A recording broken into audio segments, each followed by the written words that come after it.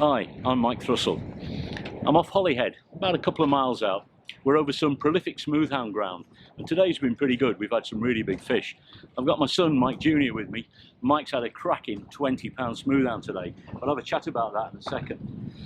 What we're here to talk about are the new Shakespeare Tipster rods. There's three rods in the range. There's the 9-foot, and ready to be introduced is an 11-foot and a 14-foot. Pretty special, these rods. They've got a very, very soft tip, almost a quiver-like tip, but with plenty of power in the midsection and particularly in the butt. So what that gives you is an advantage of excellent bite detection, but also the power to fight big fish. And this is why it's ideal for this sort of ground, where you're fishing into about 35-40 feet of water for pretty big fish that fight exceptionally hard. What the tipsters give you is the fun of fighting the fish, but like I said, you've got the power to land the really big ones. So tell me, Mike, you had a 20-pound smoothhound today. That's a specimen smoothhound, really big fish. How did you find the tipster? It's a really good rod. It's really fun. The tip is very supple, so it gives you really, really good bite detection. And what I like is the fact the butt is also quite stiff, so you've still got power to bring the fish in as well. That particular fish, it went very deep and it just kind of moped around.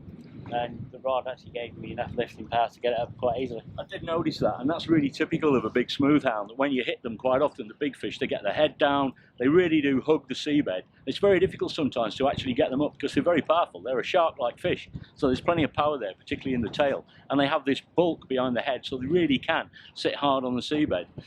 What's also good about the tipsters is that you use them with a fixed spool reel, so you've got quite rapid retrieve. They're very, very versatile. A lot of people think these new tipster rods are purely for shore fishing, you know, particularly for flounder, for bass, that type of thing. But what we're finding with them is that they're much more versatile than that, and we're using them off the boats now all the time. Not just for the smoothhound, but for general fishing, for smaller species like cork wing wrasse and goldstiny wrasse and ballan wrasse. I've got a bite apparently, so I'll have to watch this.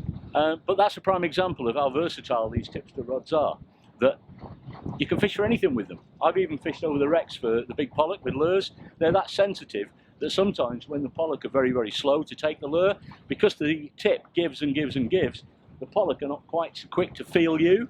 So you actually are able to almost feed the shad into the, or lure into the mouth of the pollock. It can gain you extra fish. We'll see how this develops.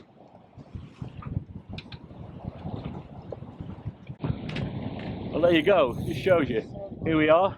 Perfect timing, just as if you'd written the script. Talking to camera, had a bite, just let it develop, because they have been a bit finicky today. But here we are. Here's the tipster in action with a smoothhound on. Quite a nice fish too. It's taking line quite consistently.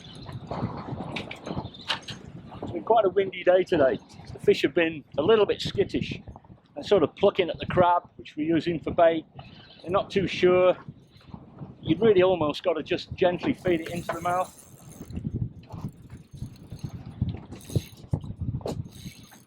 And they're good fun, these fish. They really do fight. But what's really good as well is that you can use really light tackle, as we were saying, so you get maximum fun from these fish.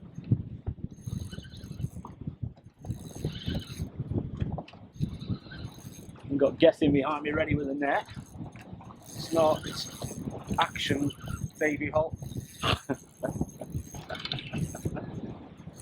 Just worth at this time also saying that with your reel, just have the drag set fairly fine so that the fish can just take line when it needs to. A little bit near the mouth back in.